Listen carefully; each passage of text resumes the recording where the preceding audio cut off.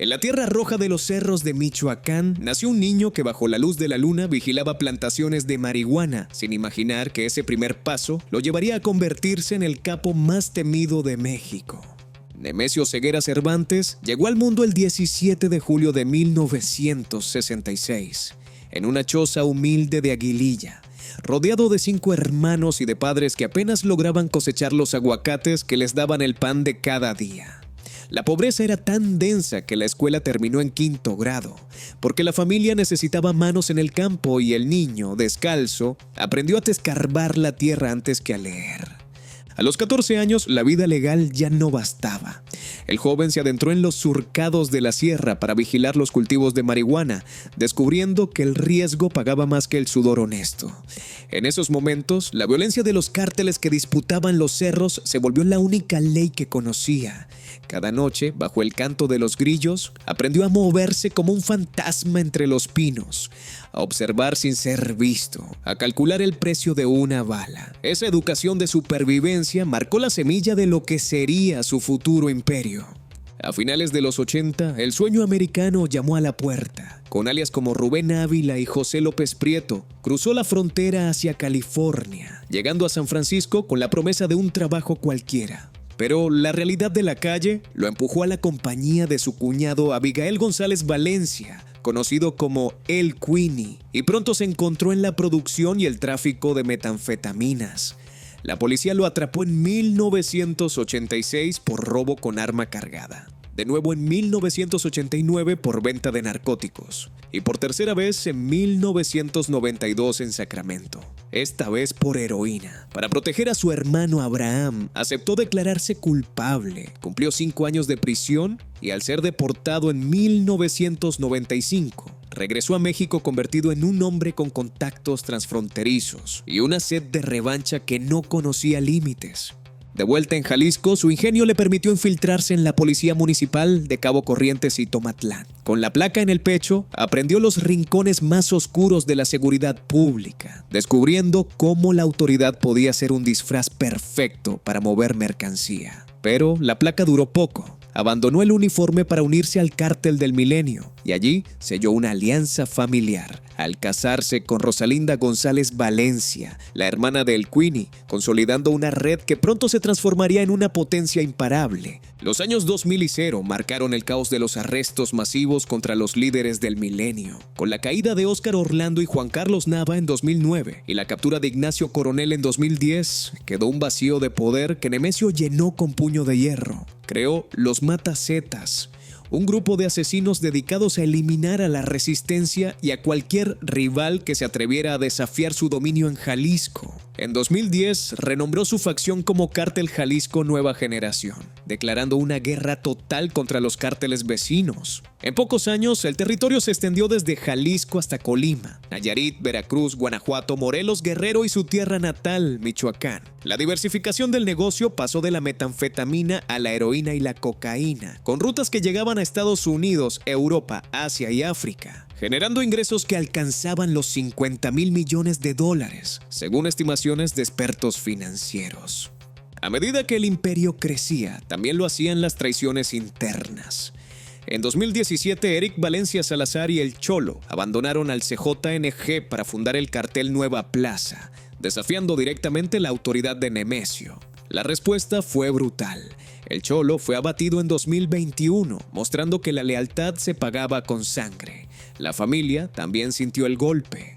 Rosalinda fue arrestada en 2018 y nuevamente en 2021 por lavado de dinero, mientras su hija Jessica Johanna, conocida como La Negra, fue capturada en 2020 en Estados Unidos. Uno a uno, los hermanos de Nemesio cayeron en manos de la justicia, dejando al capo rodeado de sombras y sospechas. Todo este recorrido muestra cómo la pobreza de una choza en Aguililla puede convertirse en la cuna de un imperio criminal que controla más droga que varios países. Si esto te está abriendo los ojos, suscríbete y acompáñanos en la siguiente parte, donde veremos cómo el CJNG alcanzó el apogeo del terror y cómo la caza global se intensificó ¿Qué opinas tú de la forma en que la falta de oportunidades puede forjar a un capo? Déjame tu comentario, me interesa mucho tu perspectiva. Y si este relato te resonó, dale like para que más personas conozcan la historia del Mencho. Continuaremos explorando los actos que consolidaron su reinado y la casa, que finalmente lo persiguió. Y es entonces cuando el CJNG se transforma de una sombra en una tormenta, que sacude todo México. Desde 2014, el grupo se lanza más a una serie de atentados que marcan un antes y un después en la lucha contra el narcotráfico. Un día, un helicóptero de la Guardia Nacional es derribado sobre la autopista que cruza Jalisco, con la estela de las balas resonando como un eco de muerte. Otro momento, un convoy de la Policía Estatal es emboscado en una carretera de la sierra, dejando a varios agentes heridos y a la población temblando bajo la amenaza de la violencia desmedida. Cada acción es una declaración. El Mencho no solo controla el tráfico de drogas, también escribe las reglas del terror. La estrategia del CJNG combina la brutalidad con la astucia empresarial. Sus sicarios, entrenados en el uso de armas automáticas y explosivos, actúan como una fuerza de choque que elimina a cualquier rival que ose desafiar su dominio. Al mismo tiempo, los líderes del cártel establecen una red de lavado de dinero que involucran a empresas fachada, inmobiliarias y hasta a algunos bancos locales. Los ingresos, que según expertos financieros superan los 50,000 millones de dólares, se canalizan a través de cuentas en paraísos fiscales, permitiendo financiar la compra de vehículos blindados, helicópteros y tecnología de vigilancia. La combinación de fuego y dinero convierte al CJNG en una máquina imparable.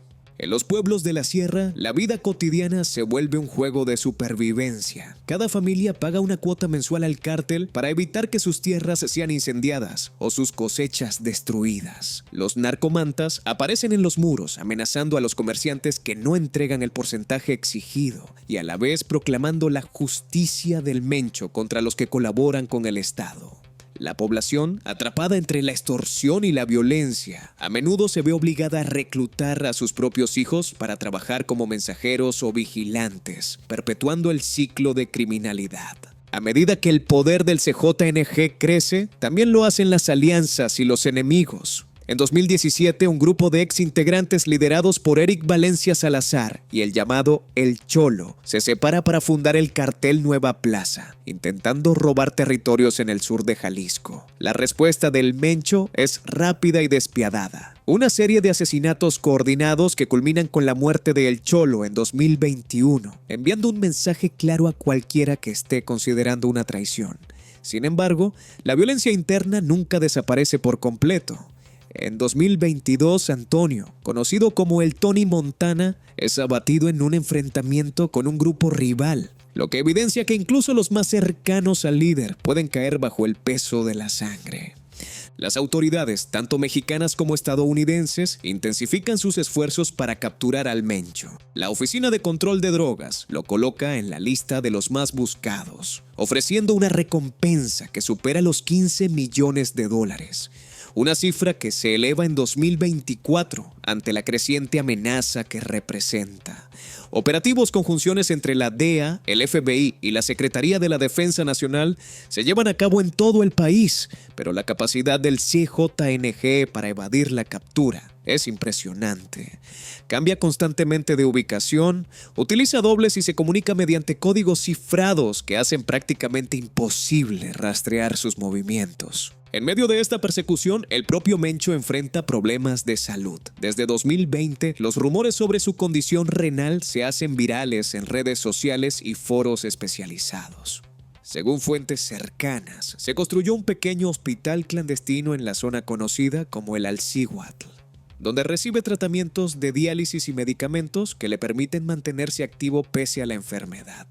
Este detalle humano, casi invisible, añade una capa de vulnerabilidad al capo que muchos creían invencible. Sin embargo, su determinación para seguir al mando del imperio no mengua. Sigue emitiendo órdenes desde sus búnkeres móviles, usando teléfonos satelitales y mensajeros de confianza. Los habitantes de Guadalajara, la capital de Jalisco, viven bajo la sombra de convoyes blindados que rugen por las avenidas como truenos metálicos.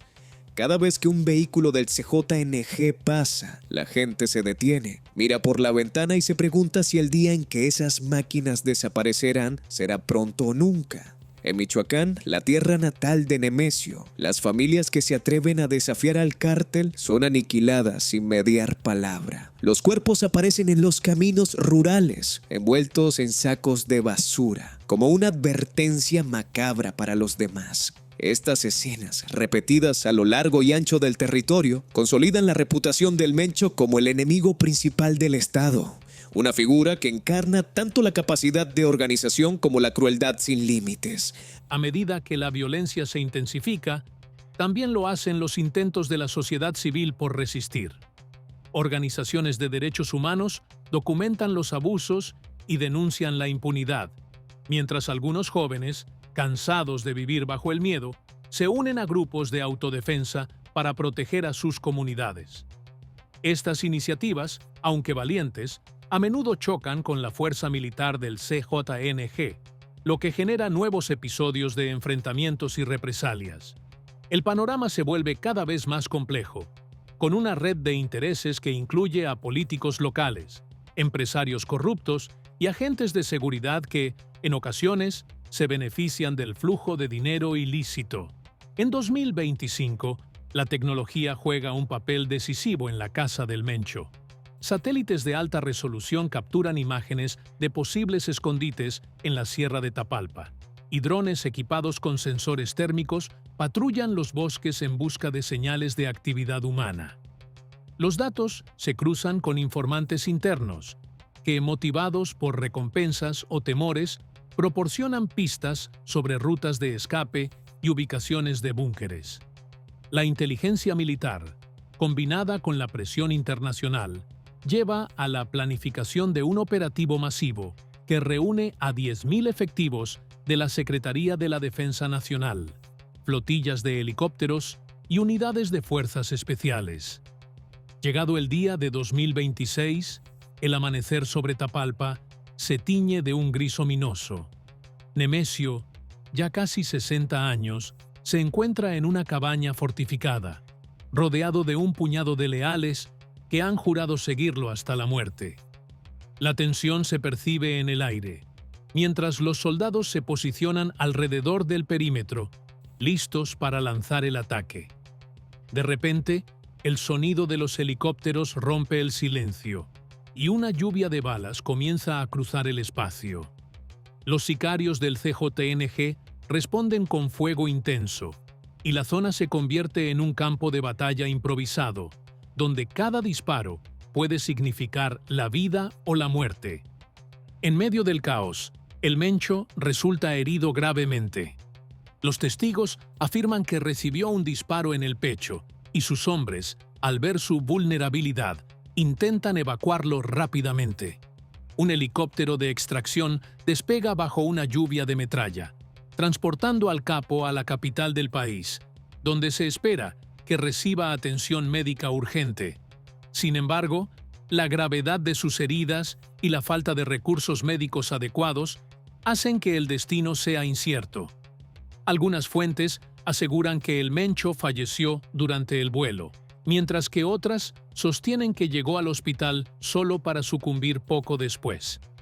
Lo que sí es indiscutible es que su desaparición desencadena una ola de violencia sin precedentes. Cientos de vehículos son incendiados, decenas de guardias nacionales pierden la vida, y el territorio del CJNG se fragmenta en facciones rivales que luchan por el control de los mismos puertos y rutas de tráfico. La muerte del Mencho no representa el fin del problema, sino el inicio de una nueva fase de conflicto.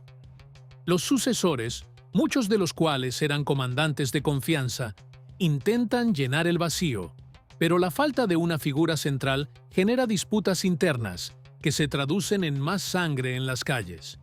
En los últimos meses, se han registrado enfrentamientos en al menos 25 estados, con decenas de asesinatos y masacres que dejan a la población en un estado de constante alerta. La estructura del CJNG, aunque debilitada, sigue operando a través de redes de lavado de dinero que continúan alimentando a los nuevos líderes. Los expertos advierten que la fragmentación del cártel podría incluso aumentar la violencia, pues las facciones compiten por territorios y rutas con una ferocidad aún mayor. Al mirar este panorama, es imposible no preguntarse si la eliminación de un solo individuo puede cambiar el rumbo de un fenómeno tan arraigado. La historia de Nemesio Oseguera Cervantes muestra cómo la pobreza extrema, la falta de oportunidades y la corrupción pueden convertir a un niño de los campos de aguacate en el capo más temido del país. Su legado, medido en miles de vidas perdidas, en la economía subterránea de miles de millones de dólares y en la cultura del miedo que ha impregnado a comunidades enteras, sigue vigente. Las preguntas que quedan son profundas y dolorosas. ¿Qué medidas reales pueden tomarse para romper el ciclo que alimenta a estos capos? ¿Cómo pueden las autoridades y la sociedad civil trabajar juntas para ofrecer alternativas a los jóvenes que hoy ven en el narcotráfico la única salida? La respuesta no es sencilla, pero la reflexión es necesaria. Si este relato te ha abierto los ojos sobre la magnitud del problema y la complejidad de sus raíces, te invito a compartir tus pensamientos en los comentarios.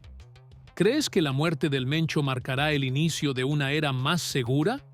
¿O piensas que solo será otro capítulo de violencia sin fin? Tu opinión es valiosa y puede generar un debate constructivo que ayude a entender mejor este fenómeno. Además, si consideras que este tipo de análisis merece ser visto por más personas, no dudes en darle like al video y suscribirte al canal. De esa forma podrás recibir más contenido que explora los rincones oscuros y las historias ocultas que moldean nuestro mundo. Cada interacción ayuda a que la información llegue a más gente, y juntos podemos crear una comunidad informada y crítica. Para cerrar, recordemos que el poder del Mencho no se construyó solo con balas y drogas, sino también con la ausencia de oportunidades, la marginalidad y la complicidad de estructuras que, en muchos casos, prefirieron mirar hacia otro lado. Su ascenso y caída son un espejo de los problemas estructurales que aún persisten en México y en gran parte de América Latina. La historia de un niño descalzo bajo la luna, vigilando plantaciones de marihuana, nos muestra que la línea entre la inocencia y la criminalidad puede ser extremadamente delgada cuando el entorno no brinda alternativas. Esperemos que, al conocer estos hechos, la sociedad exija cambios reales, que los gobiernos implementen políticas de desarrollo social y que se fortalezcan los sistemas de justicia para que futuros niños no tengan que elegir entre la pobreza y el crimen. Así, concluye este recorrido por la vida del capo conocido como el Mencho. Gracias por acompañarnos en este viaje a través de los actos que forjaron su imperio y la casa que finalmente lo alcanzó. Mantente atento a los próximos videos, donde seguiremos explorando otras figuras clave del narcotráfico y analizaremos cómo sus historias siguen influyendo en la realidad actual. Hasta la próxima, y recuerda que la información es la mejor arma contra la ignorancia.